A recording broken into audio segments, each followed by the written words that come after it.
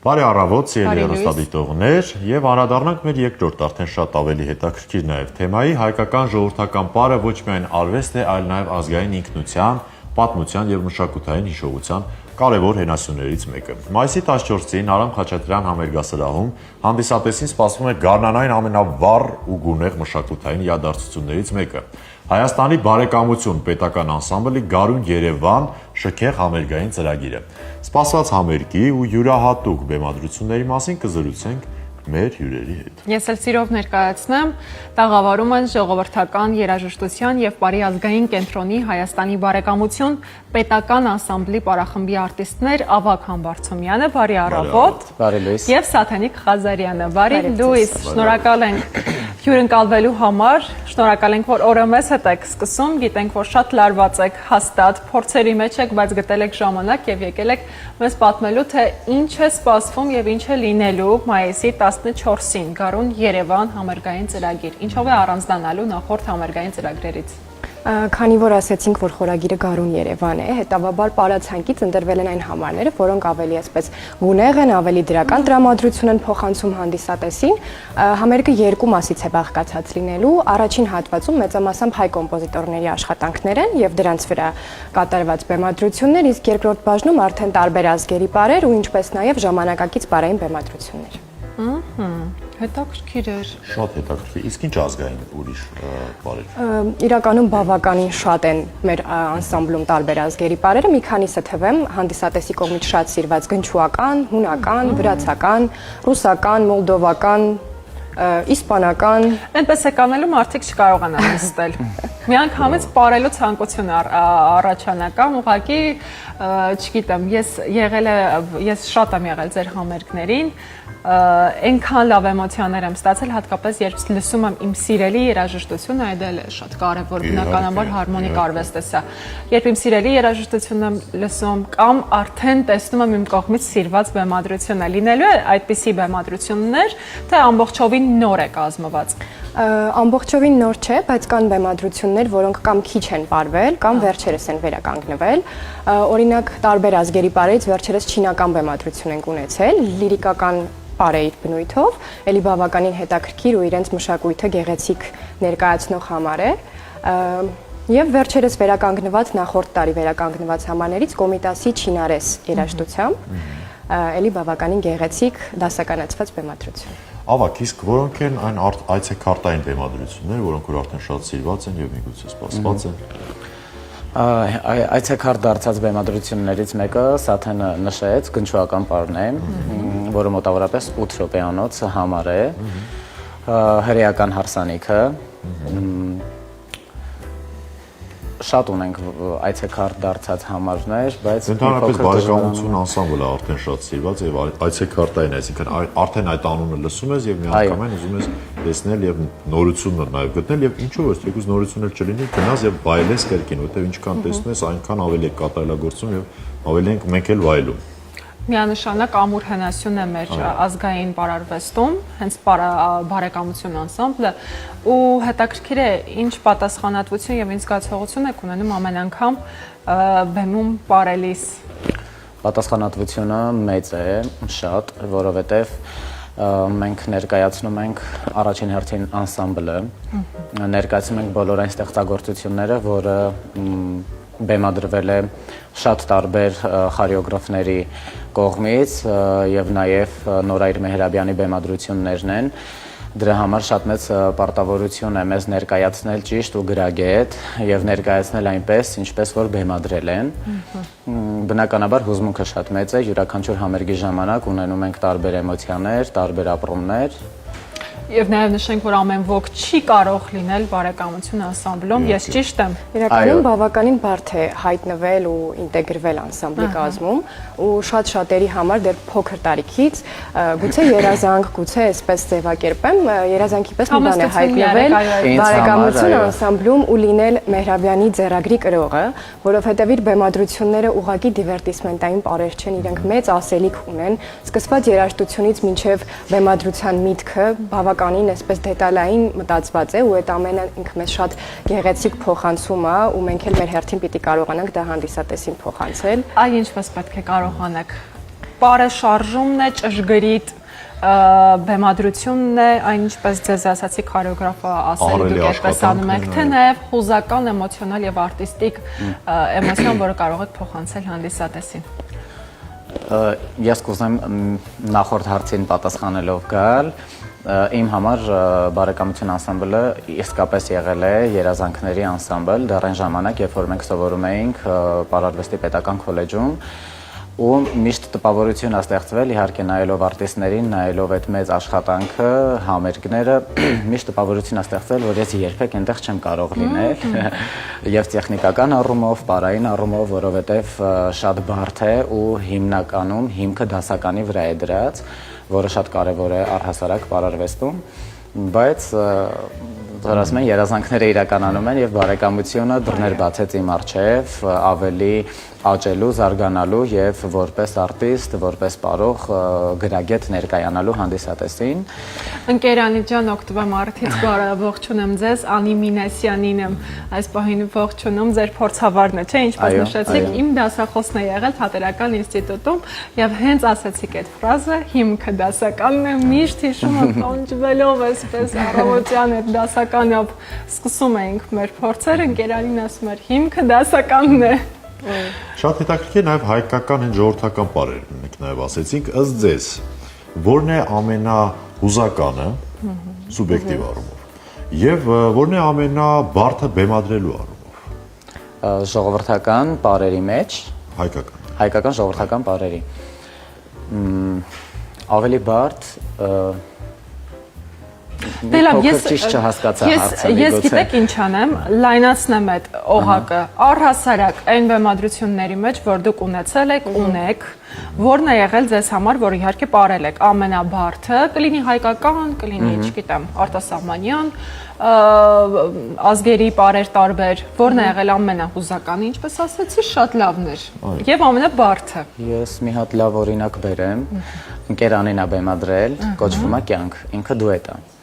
Եվ ամբողջ պատմությունը զույգի մասին է, որտեղ տղան անընդհատ պայքարում է աղջկա ապրելու համար, բայց աղջիկը բնականաբար վերջում չի դիմանում ու մահանում է։ Ինքը շատ բարդ դուետ է, որովհետև ամբողջությամբ դուետը մեր պարողների լեզվով ասեմ, պատերժկաների վրա է, այսինքն անընդհատ աղջկան պետք է բարձրացնես պահումների վրա է։ Ու երբ որ մենք ամեն անգամ պարում ենք այդ համարը կուլիսներում, թե ես, թե իմ զույգը, միշտ կուլիսներում սենց ինչ-որ աղոթքի մեջ ենք լինում, որովհետև այնքան բարդ պար է ինքը իրականում, այո, տեխնիկապես բարդ պար է։ Եվ ոչ միայն, այսինքն դու պետք է եւ նաեւ տեխնիկան ցույց տաս եւ շարժումների գրագիտությունը ցույց տաս եւ միևնույն ժամանակ կարողանաս այդ լարվածության մեջ պահել ճիշտ էմոցիաները, այսինքն որ ավելորդ էմոցիաներ դու ցույց չտաս, որ հասանելի լինի հանդիսատեսին ամբողջ պատմությունը։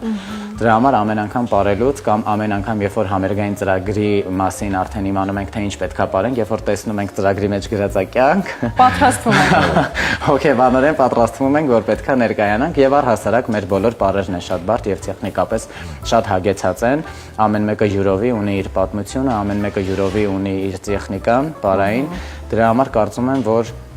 միգուցե հանդիսատեսը այդ ամեն ինչը վայելում է, որը իրանց համար տևում է ընդամենը 5 րոպե,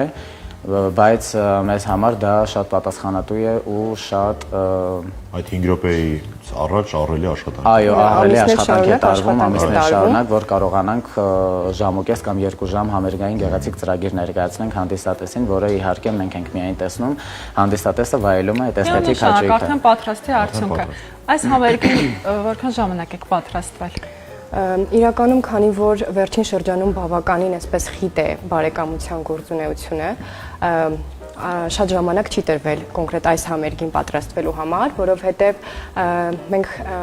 ապրիլի 29-ին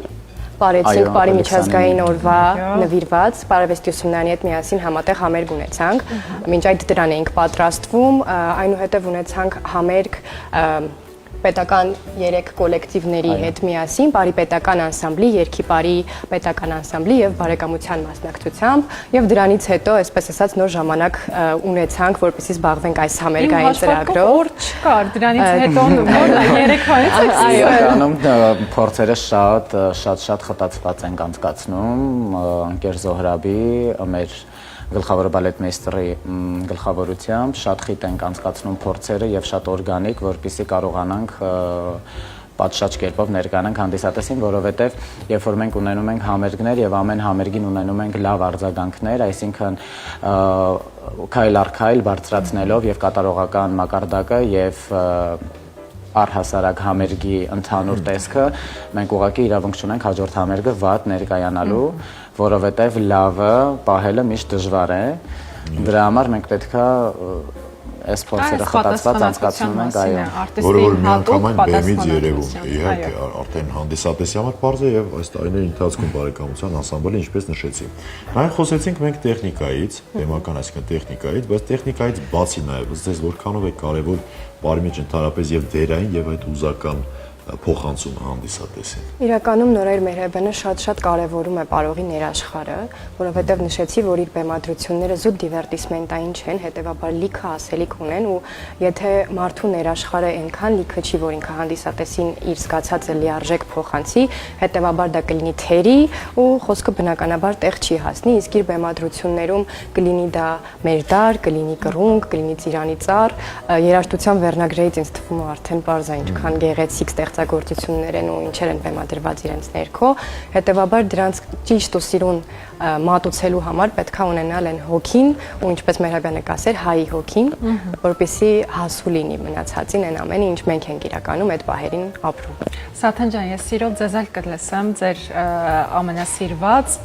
ամենաբարդ, ամենահուզական բեմադրությունը որն է եղել։ Իրականում միաժամանակ եւ տեխնիկապես բարդ եւ հուզական առումով բարդ պիտի առանձնացնեմ Կոմիտասի կռունկը, որը կրկին զուգապար է ու էլի բավականին բարդ պահումներով, ինչպես Ավագը նշեց, բայց բացի դա ինքն ինձ համար շատ հոգեհարազատ բեմադրություն է, երաժշտությունից սկսված, ու ինքը դասական հիմքի վրա է, իսկ ես ավարտել եմ ուսումնանում դասական բաժին, այդ պատճառով դա կատարել ու կրել այդ պատասխանատվությունը բեմում ինձ համար այսպես ասած մեծ պատիվ է։ Եվ հետաքրքիր է այսօր երիտասարդների շրջանակում որքանով է սիրված, պահանջված հայկական ժողովրդական պարը, ինչ եք կարծում։ Իրականում բավականին հաճելի, երբ որ տեսնում ենք մեծ հանդիսատես մեր համերգներին, ասեմ նաև, որ արտերկրից երբ որ հանդիսատես է լինում, դա էլ ավելի այսպես ոգևորող է լինում, որովհետև զգալ, որ արտերկրից հետաքրքրվում են մեր մշակույթով, դա բավականին ոգևորող է պարողի համար, իսկ երիտասարդների շրջանակում ասեմ, որ անսամբլը ունի կից ստուդիա, որտեղ մենք, այսպես ասած, պատրաստում ենք արդեն կադրեր, հետագայում անսամբլի կազմը համալրելու համար, եւ մեզ համարել է ուրախալի, որ այս տարիքում երեխաները հետաքրքրված են պարարվեստով, որովհետեւ սա այն ոլորտն է, որը բարդ է բավականին, եւ ամեն երեխա չի, որ պատրաստ է իր մարմինը հղկել, այդ երկար ճանապարհ անցնել, վերջում ինչ որ բեմում հայտնվելու համար, քչերն են դա ընտրում, բայց հաճելի է, որ կան երեխաներ, ովքեր իրոք սրտացավ են եւ սիրով զբաղվում են այդ գործով։ Նպատակասլաց են, ամենակարևոր այ հատկությունների մասին ավակ խնդրում եմ խոսիր հատկությունների մասին պարողին, արտիստին, որը պետք է լինի հիմնական, այն օրինակ 5 շատ չէ, 5 կետ, որը անպայման պետք է ունենա հաջողության հասնելու համար։ Ամենաառաջինը աշխատասիրությունն է, որովհետև դու կարող ես չունենալ բնությունից տրված պարային տվյալներ, բայց աշխատասիրությամբ հասնել ինչ որ մակարդակի, որով որ կարող ես պրոֆեսիոնալ ներկայանալ, այո, եւ միգուցե գերազանց եւ ունեցել ենք նման այդպիսի շատ դեպքեր, աշխատասիրությունը, նվիրվածությունը աշխատանքին, սերը աշխատանքի հանդեպ, դիսցիպլինան, կարգ ու կանոնը, որովհետեւ եթե չունեցար կարգ ու կանոն, դա բեմում էլ է երևում։ Եթե դու կարգ ու կանոնով չաշխատեցիր, կարգ ու կանոնով հենց դասական պարը ինքը արդեն կարգ ու կանոն է։ Եթե դա բացակայում է պարողի կյանքում, կարգ ու կանոնի ու դիսցիպլինայի մասին խոսելը կարծում եմ ավելորդ է։ Եվ հինգերորդը ինչ թվարկեմ Կարծում եմ պատասխանատվությունը, Ահա։ այո, որովհետև տեսեք, մենք հիմա խոսում ենք, որ մենք լարվում ենք եւ այլը, դա գալիս է պատասխանատվությունից։ Եթե չունեցար պատասխանատվություն, չես կարող քեզ ճիշտ ներկայացնել հանդիսատեսին։ Սենց կմտածես, որ դե լավ, հերթական համերգ է, բայց բնականաբար հերթական համերգ է գալիս, մենահամերգ է, դու ներկայացնում ես քեզ հանդիսատեսին, որտեղ հազարավոր մարդիկ նստած եկել են, որ վայելեն կատարումը եւ առհասարակ երեկոն։ Դրա համար պատասխանատվությունը մեծ է եւ պիտի լինի բարողի կյանքում, այո։ Շատ կրթող ընդհանրապես մենք նոր նշեցինք հենց որ բարողը ընդհանրապես ամբողջ կյանքում դա իրեն ուղեկից է բարել լինում, թեկուզ տարիքի մեջ։ Եվ պատասխանատվությունը, եւ կեցվածքը դա արդեն ակնհայտ է լինում, որ բարող է լինում, եւ իհարկե բնավորությունը իհարկե եւ ներաշխարհը ամբողջ։ Բայց հետաքրքիր է նաեւ ինչ բարեկամություն անսամբլում ինչպիսի մթնոլորտ է տիրում, բարեկամական մթնոլորտ է։ Իհարկե, մեր անվանը հարիճ։ Մենք իրականում բավականին համախմբված անսամբլ ենք եւ դա միշտ կողքից նկատելի է բոլորին, թե շրջագայությունների, թե ինչ-որ սոցցանցերում հրապարակումների միջոցով միշտ տեսնում են, միշտ նկատում են մարդիկ եւ կողքից շատ հաճախ ասում են, որ ամենակյանքով լեցուն ու երիտասարդ անսամբլն է բարեկամությունը, այնպես որ մենք համակարծիք ենք, այնպես որ մենք էլ մաղթում ենք, որ այդպես էլ լինի, այդպես էլ պահպանի, դուք էլ հետագայում ձեր օրինակով կրթեք եւ փոխանցեք նաեւ մյուս սերունդին, իսկապես շատ ուրախալի փաստ է նաեւ դա, որ դուք աշխատում եւ ստեղծագործում եք այդպիսի բարեկամական մթնոլորտում եւ եւս մեկ անգամ խնդրում եմ Սաթեն ջան, հիշեցրու Գարուն Երևան համերգի օրը, վայրը, ժամը։ Կհանդիպենք մայիսի 14-ին Արամ Խաչատրյան համերգասրահում, ժամը 19:00-ին։ 19:00։ Ավակ ինչ էմոցիաներ կտանեն իրենց հետ մարդիկ։ Շատ դրական, կարծում եմ, որ դա իրենց համար կլինի հոգևոր սնունդ։ Աչքերի համար էլ էսթետիկ հաճույք։ Էսթետիկ հաճույք, այո։ Որովհետև միշտ այնպես է ստացվում, որ մեր համերգներից հետո, երբ որ առիթ է ստեղծվում հանդիսատեսի կամ մտերիմների հետ շփվելու, միշտ տպավորված են լինում ու իրենց կարծիքներով երբ որ կիսվում են, հասկանում ես, որ այն արվեստը, որը որ դրված էր քո ուսերին հասցնելու հանդիսատեսին, իսկապես հասել է, որի համար իհարկե շնորհակալ ենք մեր փորձավարներին, մեր գեղարվեստական ղեկավարին եւ բոլոր այն մարդկանց, ովքեր որ մեր հետ աշխատում են եւ ինչը որ նաև պարում ենք սյուժետային, մանրակրկիտ եւ մանրամասն բացատրելով, պատմելով սյուժեն, մենք կարողանում ենք դա խորը հասկանալ ու փոխանցել հանդիսատեսին, որը կարծում եմ շատ կարեւոր է, այսինքն այն արվեստը, որը որ դու ներկայացնում ես, առաջինը դու պիտի իմանաս դու ինչ ես ներկայացնում, որ կարողանա հանդիսատեսը դա հասկանալ։ Շնորհակալ ենք շատ։ Շնորհակալություն ձեզ, լավ օրենք մաղթում, երևի փորձի եք բազելու հիմա։ Մի խոսքով, այո։ Մենք ամսի 14-ին վայելելու ենք, ձեր գնում ենք դասական բարի։ Շնորհակալ ենք, անպայման բարևներ իմ դասախոսին։ Ձեզ լավ օր։ Ահա, սիրելի հեռուստադիտողներ, հրաշալի է։ Շատ հետաքրքիր թեմայից խոսեցինք։ Ունենալ մշակույթ, մեր շրջապատում ունենալ ել ավելի հաջող ու զարգացող այսպիսի երիտասարդների եւ անպայման պետք է նաեւ գնահատել, գնալ, դիտել, ծափահարել նրանց։